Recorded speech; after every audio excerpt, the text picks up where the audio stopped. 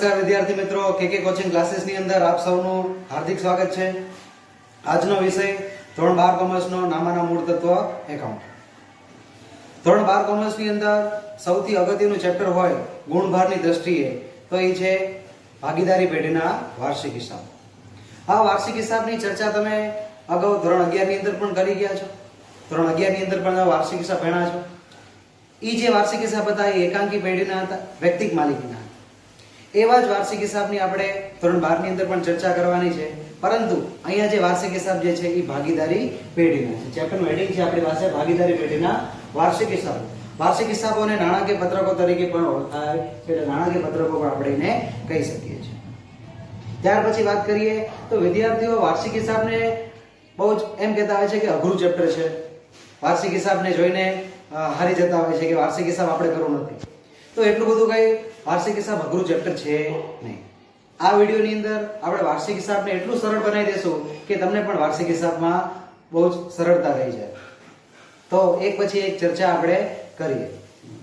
સૌપ્રથમ વાત કરીએ તો બોર્ડની અંદર 11 માર્ક્સનો ગુણભાર છે ચેપ્ટરનો। એક જ દાખલો પૂછાય છે, નથી એમસીક્યુ પૂછાતો, નથી એક માર્ક્સનો પૂછાતો, માત્ર એક જ દાખલો પૂછાય છે જેનો ગુણભાર હોય છે 11 અને છે સેક્શન F ની અંદર એક દાખલો પૂછાય છે। હવે આ વાર્ષિક હિસાબ એટલે શું, તો તમે પણ જાણો છો એનો જેવો શબ્દ જે છે એવો જેનો મીનિંગ છે વાર્ષિક હિસાબ। હિસાબ એટલે તમને ખબર છે, તો વાર્ષિક એટલે વર્ષના હિસાબ।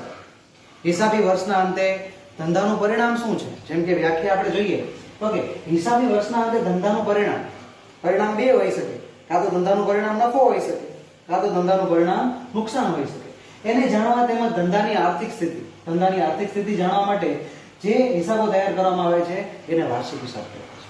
ધંધાની આર્થિક સ્થિતિ એટલે કે ધંધા પાસે કેટલી મિલકતો છે, ધંધા પાસેથી કેટલું દેવું છે, કોની પાસે કેટલા રૂપિયા લેવાના છે, ધંધામાં મૂડી કેટલી છે, આ તમામ બાબતની જાણકારી વાર્ષિક હિસાબ પરથી મળે છે। અને એ પણ ક્યારે તૈયાર કરવામાં આવે છે, હિસાબી વર્ષના અંતે।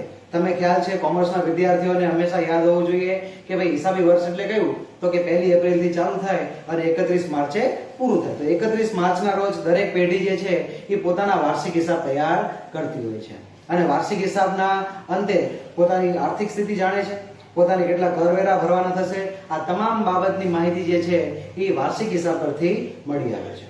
વાર્ષિક હિસાબ જે છે એ માત્ર ધોરણ 12 પૂરતું જ મહત્વનું નથી। તમે ધોરણ 12 પછી કોમર્સ સાથે જોડાયેલી ફિલ્ડની અંદર જશો એટલે તમામની અંદર વાર્ષિક હિસાબ ચેપ્ટર તો આવશે જ। પછી તમે બીકોમ કરો, બીબીએ કરો, સીએ કરો, કોઈ પણ અન્ય ફિલ્ડ કરો કોમર્સની, વાર્ષિક હિસાબ તો આવશે જ। તમે કોઈ નોકરીએ જાઓ, સીએ બની જાઓ, તો કોઈ કંપનીને તમે હિસાબો બનાવતા હશો ત્યારે પણ તમને વાર્ષિક હિસાબ કામ આવશે। ટૂંકમાં આ ચેપ્ટર માત્ર અભ્યાસની દ્રષ્ટિએ તો મહત્વનું છે જ, તમને તમારા ભવિષ્યની અંદર પણ તમને ઉપયોગી સાબિત થશે। અને આપણા જે 100 માર્ક્સનું પેપર સ્ટાઇલ છે ધોરણ 12 ની અંદર, એમાં પણ સૌથી અગત્યનો 11 માર્ક્સનો ગુણભાર આ ચેપ્ટર ધરાવે છે। તો હવે આ ચેપ્ટરની આપણે જાણકારી સ્ટેપ બાય સ્ટેપ લઈએ। કોઈ પણ પેઢી પોતાના હિસાબોની શરૂઆત કરે તો એ ડાયરેક્ટ વાર્ષિક હિસાબ સુધી પહોંચતી નથી, એક પછી એક ક્રમશઃ સ્ટેપ હોય છે। અંતિમ સ્ટેપ જે છે એ વાર્ષિક હિસાબ હોય છે, એટલે કે છેલ્લે વાર્ષિક હિસાબ તૈયાર થાય છે। તો વાર્ષિક હિસાબ પહેલા શું થાય છે, તો આખી આપણે એક ક્રમશઃ પ્રક્રિયા લીધી છે, તમને બોર્ડ પર દેખાઈ રહી છે, જો તો કે વાર્ષિક હિસાબ તૈયાર કરવાની પ્રક્રિયા છે આખી। આ પ્રક્રિયા તમે ધોરણ 11 ની અંદર ભણીને આવ્યા છો, એક ચેપ્ટરનો અભ્યાસ કર્યો છે તમે। કઈ પ્રક્રિયા છે તો જોઈએ તો કે સૌપ્રથમ તમારે શું કરવાનું છે, વ્યવહારનો પ્રકાર નક્કી કરવાનો છે। 11મા ધોરણની અંદર ભણી ગયા, પારિભાષિક શબ્દો ભણી ગયા તમે આમાંના, ત્યાર પછી વ્યવહારનો પ્રકાર નક્કી કરી ગયા તમે કે આર્થિક વ્યવહાર છે કે બિનઆર્થિક વ્યવહાર છે। બિનઆર્થિક વ્યવહારની નામાના ચોપડે નોંધ થતી નથી એટલે જવા દઈએ છીએ। આર્થિક ની અંદર પછી તમે નક્કી કરો છો કે વ્યવહાર રોકડ વ્યવહાર છે કે ઉધાર વ્યવહાર છે, એ પણ નોંધ તમે જોવો છો। ત્યાર પછી તમે ખાતાનો પ્રકાર નક્કી કરો છો। તમને ખ્યાલ છે ખાતાના પ્રકારની અંદર 3 પ્રકારના ખાતાના પ્રકાર તમે જોતા હતા 11મા ની અંદર, વ્યક્તિ ખાતું છે, ઉપજ ખર્ચ ખાતું છે કે માલ મિલકત ખાતું છે। ખાતાનો પ્રકાર નક્કી થઈ ગયા પછી તમે એની અંદર ઉધાર જમાના નિયમો લગાવતા, અને ઉધાર જમાના નિયમો પરથી શું બનાવવામાં આવતી હતી, તો કે આમ નોંધ, અને આમ નોંધમાં ન આવતી હોય તો પેટા નોંધ। પેટા નોંધના પણ ઘણા બધા પ્રકાર છે, રોકડ મેળ છે, ખાસ આમ નોંધ છે, ઉધાર નોંધ, જમા નોંધ, આ તમામ પ્રકારના આપણે 11મા ધોરણમાં ભણી ગયા છે। ટૂંકમાં કાં તો આમ નોંધ થાય, કાં તો પેટા નોંધ। ત્યાર પછીનો મુદ્દો ખાતાવહી તૈયાર કરી ખતવણી થાય છે। તમે જોઈ ગયા આમ નોંધ ઉપરથી પણ ખતવણી થતી હતી, પેટા નોંધ ઉપરથી પણ ખતવણી થતી હતી. ખતવણી થઈ પછી શું બને છે? ખાતાવહી તૈયાર થાય છે. ખતવણી તૈયાર થઈ ગયા પછી એના ઉપરથી ખાતાઓની બાકી મળે છે. તમે જોઈ ગયા 11મા ની અંદર કે ખાતાવણી કર્યા પછી તમે દરેક ખાતાની બાકી નીકળો છો. ખાતું બંધ કરવાથી બાકી મળે છે અને બાકી બે પ્રકારની મળે છે. કાં તો ઉધાર બાકી મળે, કાં તો જમા બાકી મળે છે. તો ખાતાની બાકી ઉપરથી શું તૈયાર થાય છે? છેલ્લે તમે 11મા ની અંદર મહત્વનું ચેપ્ટર ભણી ગયા હતા, કાચું સરવૈયું. આ કાચું સરવૈયું કેવી રીતે બનતું હતું? તો ખાતાની બાકીઓ પરથી. કેટલા પ્રકારની બાકી હોય છે? બે. કાં તો ઉધાર બાકી હોય, કાં તો જમા બાકી હોય છે. આ કાચું સરવૈયું તૈયાર થઈ ગયા પછી એની અંદર તમારે શું પ્લસ કરવાનું હોય છે? હવાલાઓ. તો કે કાચા સરવૈયાની અંદર હવાલાઓની અસર આપવાથી શું તૈયાર થઈ જશે? આપણી પાસે વાર્ષિક હિસાબો. આપણા વાર્ષિક હિસાબો તૈયાર થઈ જશે. આ એક પ્રક્રિયા હોય છે, હિસાબી પ્રક્રિયા છે, જે વાર્ષિક હિસાબ તૈયાર કરવા માટે આટલા સ્ટેપમાંથી આપણે નીકળવું પડે છે. પરંતુ અહીંયા આપણે આ એકે સ્ટેપની જરૂર નથી. આ તો માત્ર આપણે પ્રક્રિયા હતી. ધોરણ 12 ની અંદર આપણે જ્યારે પણ વાર્ષિક હિસાબ કરશું ત્યારે આપણે માત્ર કેટલી બાબતો ધ્યાનમાં રાખવાની છે? તો કે ખાતાઓ કેટલા પ્રકારના પૂછે છે. વાર્ષિક હિસાબ તૈયાર કરતી વખતે બનાવવામાં આવતા ખાતાઓ. 5 ખાતાઓ બને છે આપણી સમક્ષ. આ 5 ખાતાઓ અને આપણી સમક્ષ આવશે હવાલાઓ. તમને જો ખાતાઓના ફોર્મેટ આવડતા હોય અને હવાલાઓની અસર આવડતી હશે તો વાર્ષિક હિસાબમાં તમને કોઈ જ મુશ્કેલી ઊભી થશે નહીં. તો હવે પછીનો સ્ટેપ છે આપણે વાર્ષિક હિસાબના ખાતાઓ. જોઈએ આપણે 5 ખાતાઓ બને છે. કયા કયા 5 ખાતા બને છે? એમાંથી 3 ખાતા તો એવા છે જે તમે 11મા ધોરણની અંદર ભણી આવ્યા છો. પહેલા આપણે એની વાત કરીએ તો કે વેપાર ખાતું આપણે ભણી ગયા છે 11મા ધોરણની અંદર. નફા નુકસાન ખાતું અને પાકું સરવૈયું. આ 3 ખાતાઓના દાખલા 11મા ધોરણની અંદર તમે વાર્ષિક હિસાબની અંદર ભણીને આવ્યા છો. તમને એના નમૂના પણ ખબર છે કે ભાઈ વેપાર ખાતામાં શું આવે છે, નફા નુકસાન ખાતામાં શું આવે છે, પાકા સરવૈયામાં શું આવે છે. હવે અહીંયા જે વાર્ષિક હિસાબ જે છે ભાગીદારી પેઢીના છે. તો કે ભાગીદારો વચ્ચે નફો અને નુકસાન વેચવો પડે છે. તો કે નફો અને નુકસાન વેચવા માટે એક ખાતું બને છે જેનું નામ છે નફા નુકસાન ફાળવણી ખાતું. તો એ આપણે પાસે અહીંયા નવું ખાતું આવે છે, નફા નુકસાન ફાળવણી ખાતું. એ નવા ધોરણ 12 માટે નવું છે. 11માં ભણીને આવ્યા છો ઉપર 3 ખાતા. અને ત્યાર પછી ભાગીદારોના મૂડી ખાતા પણ તૈયાર કરવામાં આવે છે. ટૂંકમાં 5 ખાતા બનાવવાના છે. કયા કયા 5? વેપાર ખાતું, નફા નુકસાન ખાતું, નફા નુકસાન ફાળવણી, ભાગીદારોના મૂડી ખાતા અથવા તો ચાલુ ખાતા. એ કાચા સરવૈયા ઉપરથી આપણને ખબર પડશે અને આગળના સ્ટેપમાં આપણે એ સમજાવીશું. અને અંતમાં બેલેન્સ શીટ એટલે કે પાકું સરવૈયું તૈયાર થાય છે. તો 5 ખાતાઓ આપણને બનાવવાના છે. દરેક દાખલાની અંદર 5 ખાતા બનાવવામાં આવતા નથી. ઘણા દાખલા એવા પણ હોય છે જેની અંદર વેપાર ખાતું નથી બનતું. ઘણા દાખલા એવા પણ હોય છે જેમાં નફા નુકસાન ખાતું પણ નથી બનતું. તો એ આપણને ખ્યાલ ક્યાંથી આવશે? કાચા સરવૈયાની માહિતી પરથી. ટૂંકમાં તમને કાચું સરવૈયું આવડવું ખૂબ જરૂરી છે.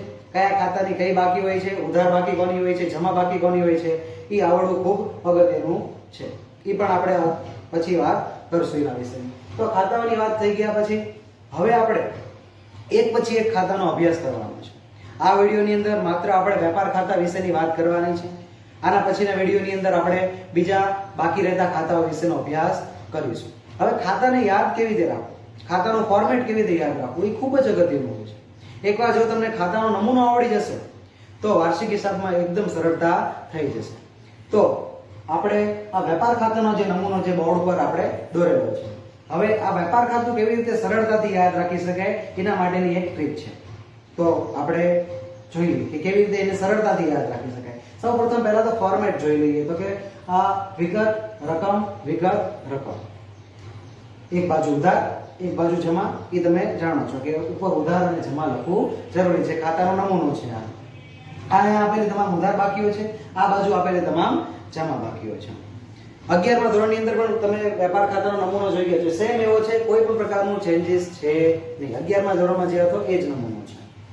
તો હવે એને સરળતાથી કેવી રીતે યાદ રાખો તો એક પછી એક લઈએ. સૌપ્રથમ આપણને શું આપેલું છે? તો કે આપ્યું છે શરૂઆતનો સ્ટોક. કોઈ પણ પેઢી અથવા કોઈ પણ ધંધાની શરૂઆત કરીએ તો તમારે કોઈ સ્ટોક લાવવો પડે છે. એમનો ધંધો ચાલુ થતો એટલે સમજી લો કરિયાણાનો વેપારી છે તો પોતાનો દુકાન ચલાવવા માટે થોડીક શું લાવશે? માલ સામાન લઈ આવશે. કાચો જે પણ એને વેચાણ કરવાનું છે એનું સામાન લઈ આવશે. એને કહેવાય છે શરૂઆતનો સ્ટોક. હવે જેટલો સ્ટોક હોય છે એટલા સ્ટોકે ચાલતું નથી. સ્ટોકમાં ઘટાડો થાય એટલે શું કરવી પડે? ખરીદી કરવી પડે. ત્યાર પછી આપણને શું પૂછે? તો કે ખરીદી. સ્ટોક ઘટે એટલે શું કરવું પડશે? આપણે ખરીદી કરશું. હવે ખરીદી કર્યા પછી એમાંથી અમુક સામાન જે છે એ પડતર પણ હોય છે, ખરાબ આવી જાય છે, નુકસાની વાળો આવી જાય છે, તેને શું કરી દેવા પડે છે? પરત કરી દેવું પડે છે. તો ખરીદીમાંથી શું બાદ થઈ જાય છે? ખરીદ પરત. એટલે કે ખરીદેલો માલ પરત કરો તેને શું કહેવાય? ખરીદ પરત કહેવાય. ત્યાર પછી બાદમાં આપ્યું છે અન્ય રીતે ગયેલ માલ. ધંધામાં વેચાણ કરવાથી તો માલ જતો હોય છે, જે આપણે જમા બાજુ આપ્યું છે કે તમે માલ જે લાવો છો ખરીદી કરીને એ જશે કેવી રીતે, તો વેચાણ પર. વેચાણ સિવાય પણ ધંધામાંથી માલ જતો હોય તો એને કહેવાય છે અન્ય રીતે ગયેલ માલ. અન્ય રીતે ગયેલ માલની અંદર તમે ઘણા બધા ઉદાહરણ તમે 11મા ધોરણમાં ભણ્યા છે. આગથી ગયેલ માલ, ચોરીથી ગયેલ માલ, ધર્માદાથી ગયેલ માલ, જાહેરાતથી ગયેલ માલ, ઉપાડથી ગયેલ માલ, વરસાદથી ગયેલ માલ.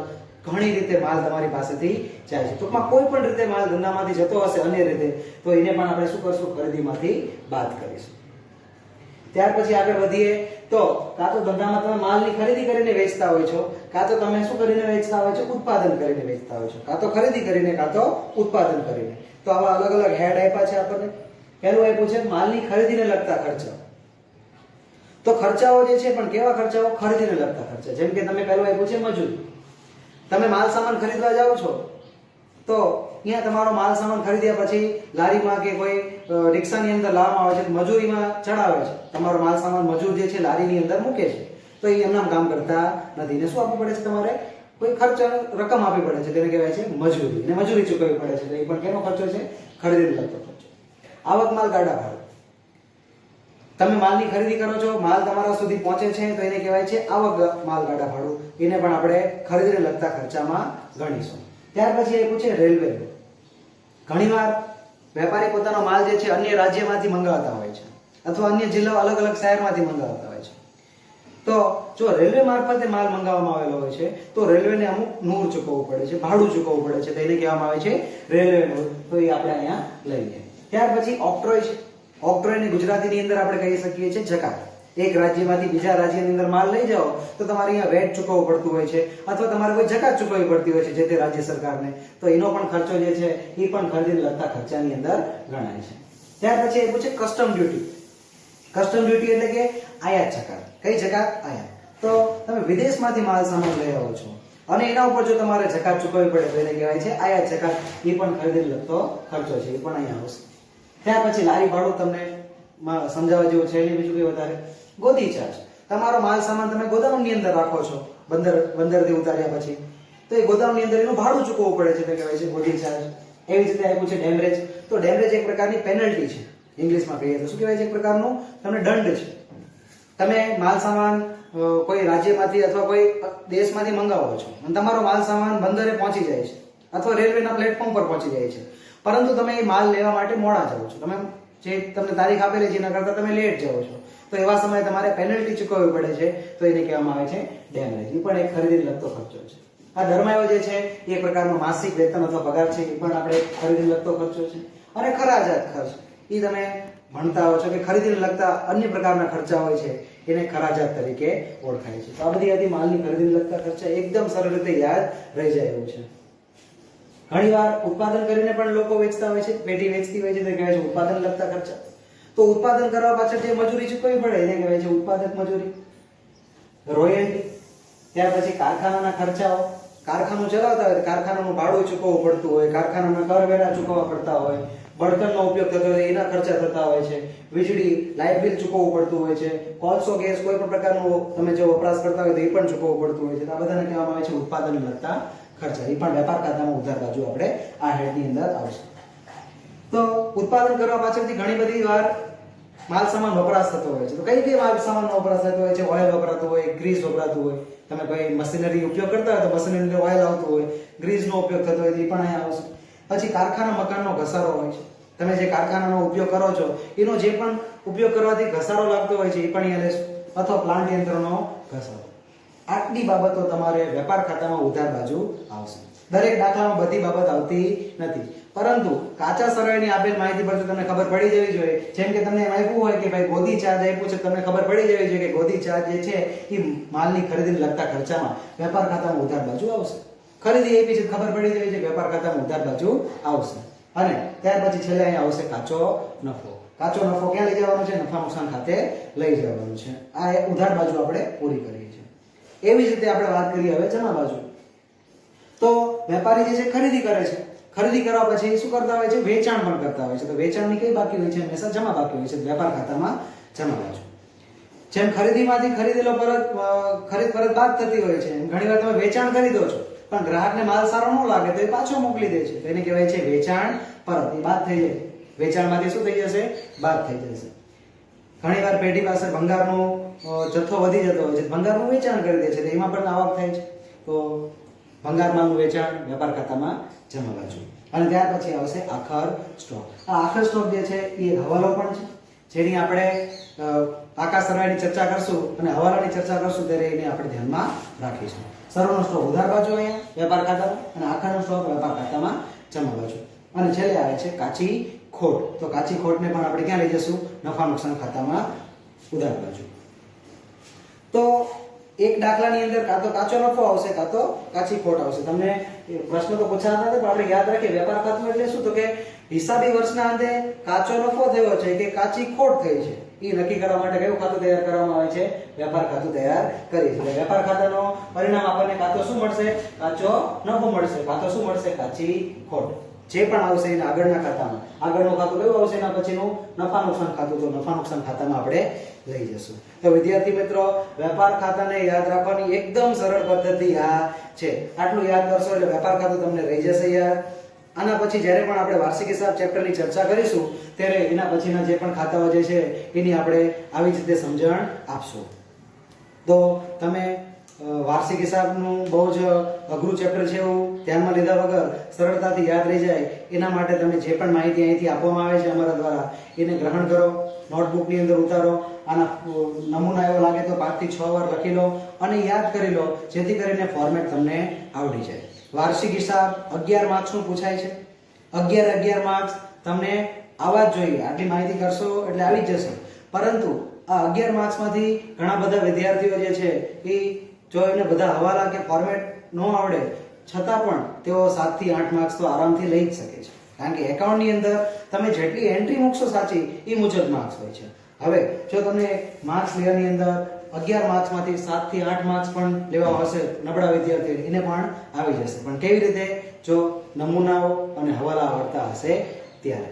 તો અહીંથી આપેલી માહિતીને તમે ધ્યાનમાં રાખો, એના ઉપર અભ્યાસ કરો, ઘરે બેઠા બેઠા પ્રેક્ટિસ પણ કરો અને આવનારા વિડીયોમાં જોડાઈ જાઓ. અમારી ચેનલને વધુને વધુ લોકો સુધી આ માહિતી જાય, લોકોને વિદ્યાર્થીઓને પણ સરળતાથી વાર્ષિક હિસાબ યાદ રહી જાય એના માટે ચેનલને વધુને વધુ શેર કરો એ અમારી નમ્ર અપીલ છે.